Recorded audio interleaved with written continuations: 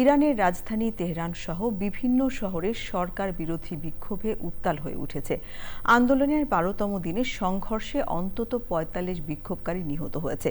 এই অবস্থায় ইরানের সর্বোচ্চ নেতা আয়াতুল্লাহ আলী খামেনি যুক্তরাষ্ট্রের প্রেসিডেন্ট ডোনাল্ড ট্রাম্পকে ক্ষমতাচ্যুত হতে হবে বলে হুঁশিয়ারি দিয়েছেন।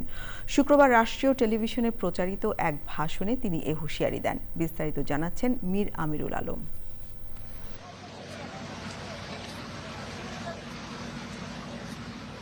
অর্থনৈতিক সংকটের জেরে ইরানের রাজধানী তেহরান সহ বিভিন্ন শহরে বিক্ষোভ তীব্র আকার ধারণ করেছে। ইরানের নির্বাসিত স্বঘোষিত যুবরাজ রেজা পাহলভি ইরানিদের রাস্তায় নেমে আসার আহ্বান জানায়। পরিস্থিতি মোকাবিলায় দেশজুড়ে ইন্টারনেট সংযোগ বিচ্ছিন্ন করে দিয়েছে ইরান সরকার।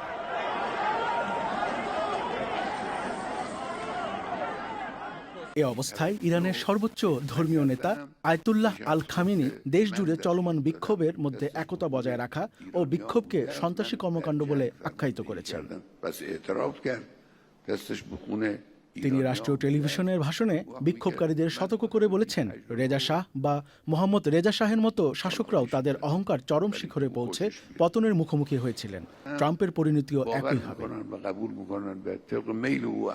এর আগে ট্রাম্প হুঁশিয়ারি দিয়েছিলেন যে ইরানি নিরাপত্তা বাহিনী যদি আন্দোলনকারীদের উপর আবারও হত্যাযজ্ঞ চালায় তবে যুক্তরাষ্ট্র তার কঠোর জবাব দেবে। এদিকে ভাষণে খামেনি অভিযোগ করে বলেছেন, বিদেশি মদতপুষ্ট শক্তিগুলোর বিরুদ্ধে ইরানকে অস্থিতিশীল করা হচ্ছে। বিক্ষোভকারীরা মার্কিন প্রেসিডেন্টকে খুশি করতে এসব কর্মকাণ্ড চালাচ্ছে। তবে অস্থিরতার মুখে ইরান পিছু হটবে না। এজন্য তার সমর্থকদের ঐক্যবদ্ধ থাকার আহ্বান জানিয়েছেন তিনি। মীর আমিরুল আলম, চ্যানেল আই।